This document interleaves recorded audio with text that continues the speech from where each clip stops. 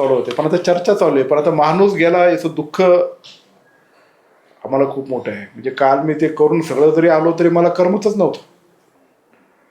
सगळ्या लोकांचं आग्रह किंवा तिथं मी जेव्हा सुनेत्राताईंना भेटलो, सुप्रियाताईंना भेटलो, पवार साहेबांना भेटलो, पार्थदादाला भेटलो, जयदादाला भेटलो, रोहितदादाला भेटलो, राजूदादांना भेटलो, रणजित अण्णांना भेटलो, सगळ्यांना भेटलो.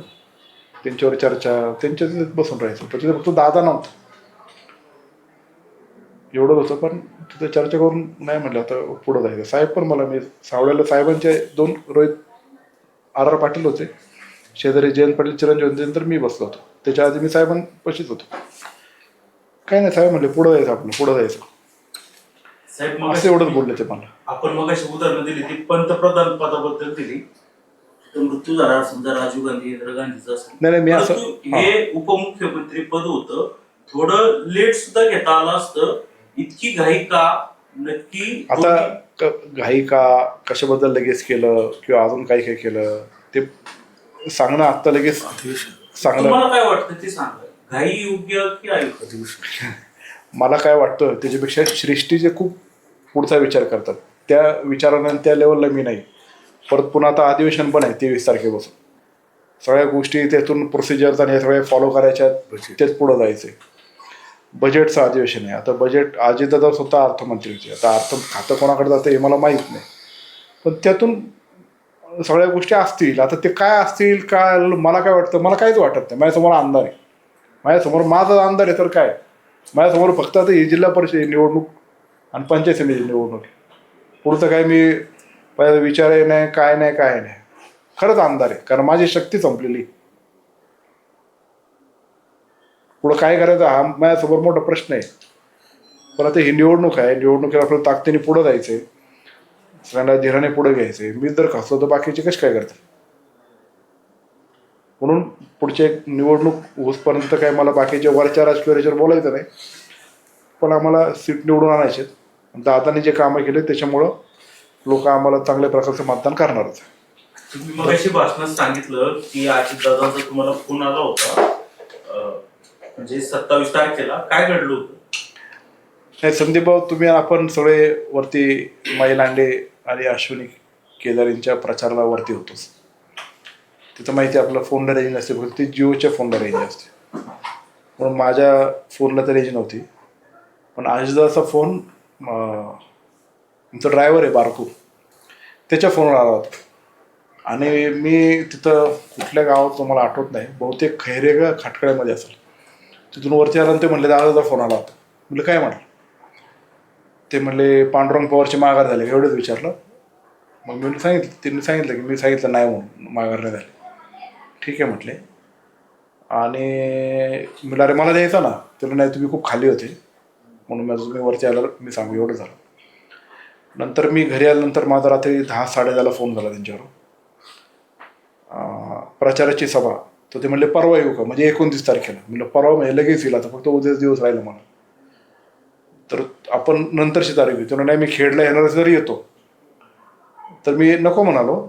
मग 1 तारखेला आमच्या 2 सभेचं टायमिंग ठरलं, दुपारी 1 ते 4 असे 3 तास तुझ्याकडे आहे म्हटले. मग आहे तर मग आता कुठं कुठं जायचं म्हणून मी बऱ्याच जणांना फोन केले की आपल्याला 2 ठिकाणी घ्यायच्या, तर 4-4 गट आपण कुठं एकत्र करू शकतो, अशी जरा आमची चर्चा चालली होती. कसं कसं करतं तेवढंच माझं हे झालं. आणि सकाळी परत आर्वीला गेल्यावर सकाळीच ही बातमी आली असं झालं म्हणून. काय प्रतिक्रिया होती तुमची? आता काय प्रतिक्रिया देणार मी.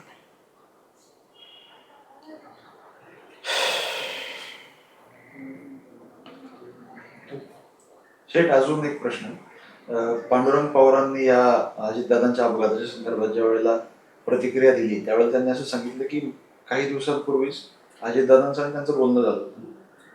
तर असे बोललं जाते की अजितदादांचं आणि त्यांचं बोलणं त्यांच्या माघारीच्या संदर्भात झालं. त्यांना प्रश्न विचारला, त्यांनी यावर उत्तर देणं टाळलं, तपशील कुठलं सांगितलं नाही.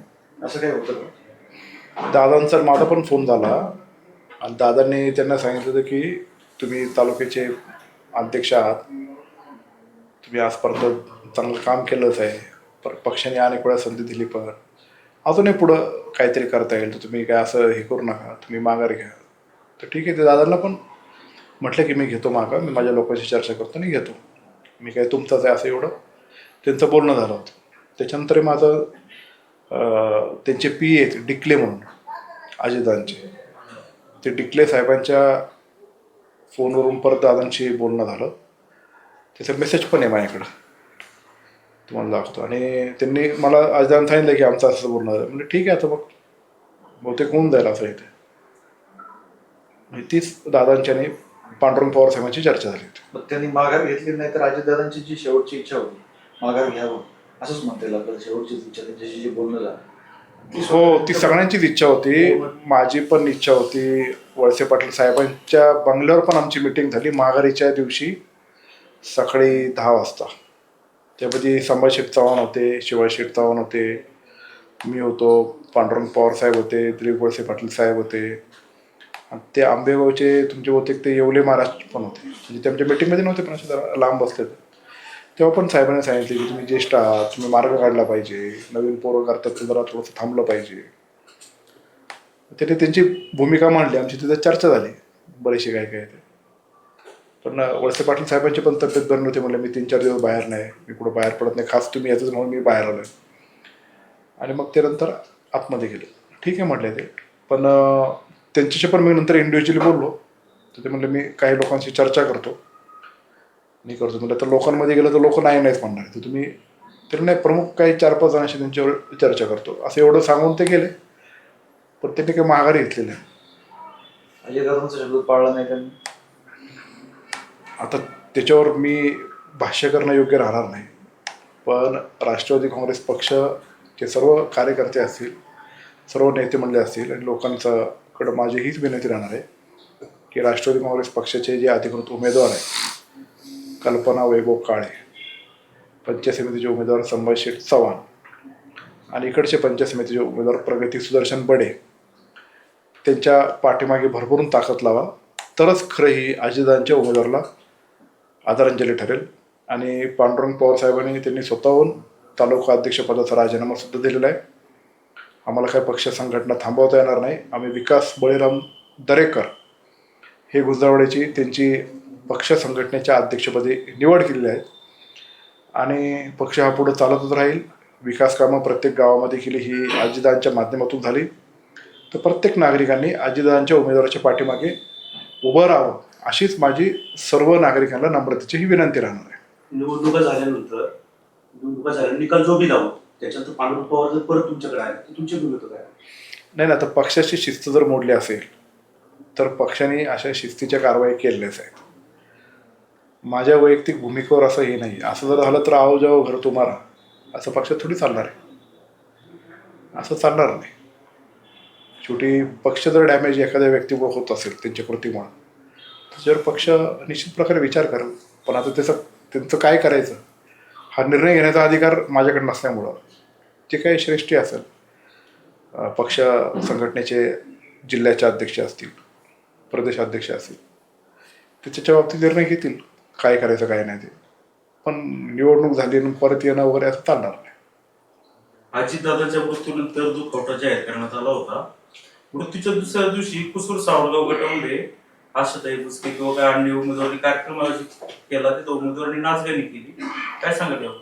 काय झालं का असं? हो, ठीक आहे, आता दुखवटा पाळला तर सगळ्यांनी तो पाळला पाहिजे. असं करणं योग्य असं मला वाटत नाही. पण सगळ्यांनी ते तारतम्य पाळलं पाहिजे असं माझं मत. ठीक आहे, इतर ठिकाणी पण दुःख होतात त्याच्यामुळं, म्हणजे इतर ठिकाणी म्हणजे हे आता आमच्या घरात आणि पक्षाचं आहे, पण इतर पक्षाचं पण जरी झालं, समजा बाळासाहेब ठाकरे साहेबांचं जेव्हा झालं होतं तेव्हा पण काहीतरी 2 का 3 दिवसात दुखवटा होता, सगळ्यांनी तो पाळला. किंवा हे जरा थोडंसं योग्य नाही, किंवा हे तारतम्य प्रत्येक कार्यकर्त्यांनी नेत्यांनी पाळलं पाहिजे. साहेब, काल जुन्नर तालुक्याच्या आमदार शरद सोनवणे यांनी शोकसभेचं आयोजन केलं. आपण त्या शोकसभेला उपस्थित नव्हता, आणि आता आपण मगाशी घोषणा केली का पुन्हा एकदा शोकसभा घ्यायची. नक्की काय होतंय? नाही, शरद दादांनी शोकसभा जी घेतली किंवा अन्य सगळ्या लोकांनी शोकसभा घेतली, त्यांचं मी आमच्या राष्ट्रवादी काँग्रेस पक्ष, पवार परिवाराचा मी एक घटक या नात्याने आणि बेनके परिवाराच्या वतीने त्या सगळ्या व्यक्तींची मी ऋणीच आहे.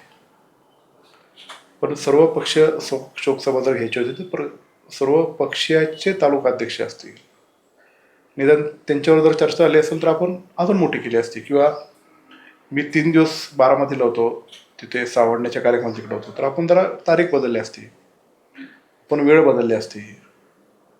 शिवसेना उद्धव बाळासाहेब ठाकरेंचे लोक त्याच्यामध्ये सवय जायचे, ते आमदार आहेत ना, म्हणजे त्यांनी घेतल्याच्याबद्दल मला दुमत नाही, पण असं केलं असं तर आता बरं झालं असतं असं मला वाटतं.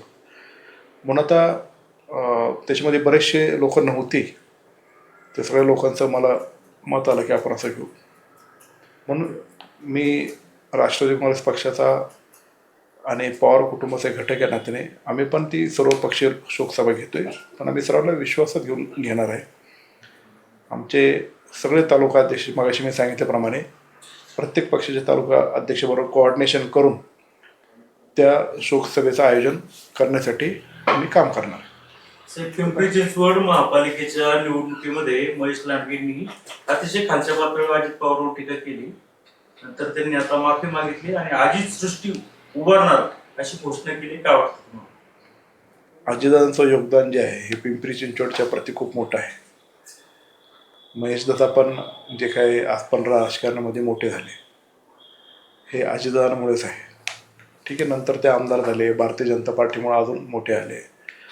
प्रत्येक माणसाने मोठं व्हावं नाही असं नाही आहे, पण मोठं होत असताना ज्यांनी आपल्याला मदत केली त्यांच्याप्रती आपण काय भाषा वापरतो याचं भान जर असलं पाहिजे. दिशा बदलू शकते ना, मी नाही म्हणत नाही, पण दिशा बदलल्यानंतर ज्यांनी आपल्याला मोठं केले ते जरी काय बोलले तरी ते वडिलकीच्या नात्याने बोलले, त्यांचा अधिकार आहे, हक्क आहे. पण आपण उलटं काही बोलायचं, असं करायचं, असं हे योग्य नाही. आणि माणूस गेल्यानंतर माफी मागणे, हे करणं, आता माणूस गेल्यावर स्मशानभूमी सगळंच त्याच्याबद्दल चांगलं बोलतो. म्हणजे एखादा त्या पात्राचं नसेल तरी म्हणतात चांगला होता रे, असं झालं रे, तसं झालं रे, असं काय काय बोलतात. पण ठीक आहे, अजितदादांची नावाने किंवा अजित पवारांची सृष्टी उभी राहते, त्याचा निर्णय सगळ्यांनी मिळून घेतला, त्याच्याबद्दल निश्चित प्रकारे आमच्या मनामध्ये समाधान आहे. साहेब, पुन्हा एक प्रश्न, ठीक आहे, तुमच्या पातळीवरचा नाहीये, मला सांगत अजित पवारांनी आणि शरद पवारांनी आता जिल्हा परिषदेमध्ये आघाडी करायचं ठरवलं होतं, तसं झालं, पण काय होतं ते तात्पुरतं होतं की यापुढेही पक्ष दोन्ही एक पक्षामध्ये विलीन होणार, पुढे सगळे एक होणार होते आणि ते सत्य सहभागी होणार होते की कसं, ते मला नाही माहिती. अजित दादा सत्तेतून बाहेर निघणार आहे अशी काही चर्चा होती? नाही, त्याच्याबद्दल नाही मला माहिती. आता ही जी तुम्ही मोठा अजित दादांनी सत्तेत राहू नाही तर विरोध राहू, पण एक राहावं ही माझी इच्छा आहे. शरद पवारांनी शपथविधीला जावं असं वाटतं सुनीत्रा पवारांच्या? आता कुटुंब म्हणून जायला काही हरकत नाही, पण आता त्यांच्या लेवलचा विषय असल्यामुळं मी असं सजेशन करणं किंवा हे सांगणं हे चुकीचं राहील असं वाटतं मला. म्हणून त्याच्यावर तर काय मी ठामपणे भाषण करू म्हणजे शकत नाही, त्या लेवलचा पण मी नाही. हे ज्या मोठ्या पातळीवर ज्या उलट सुलट घडामोडी होत आहेत अजितदादाच्या जाण्यामुळे, त्याचा परिणाम आता म्हणजे आपल्या आघाडीवर होतोय? नाही, आघाडीवर परिणाम होणार नाही. राष्ट्रवादी एक राहावी याच्याकरता मी वैयक्तिक अतुल बेनके त्याच परिवारातला एक छोटासा घटक जरी असलो तरी माझी भावना त्यांच्याप्रती सांगणार आहे. विसंगती येणार नाही. विसंगती जरी आली तरी मी माझ्या जुन्नर तालुक्यामध्ये 2 राष्ट्रवाद्या आणि आमची उबाटाची जी आघाडी झाली ती आता इथून पुढं वेगळीच होऊन देणार नाही. आम्ही असंच एकत्र पुढं जाणार. आपल्या पक्षाचे जे काही उमेदवार आहेत शेळके सर, काल त्याबाबत भरारी पथकाने एक कारवाई केली. त्यांच्या कॉलेजचे काही कर्मचारी किंवा काही लोक होती त्याच्यावर भरारी पथकाने कारवाई केली. आळेफाडा पोलीस त्याच्यावर कारवाई झाली. याकडे काय नाही, काय दोषी असेल त्याच्यावर कारवाई करावी. मग तो आपला असो नाही तर पलीकडचा असो, ज्याने चुकीचं केलं असेल त्यांच्यावर प्रशासनाने कडक कारवाई करावी.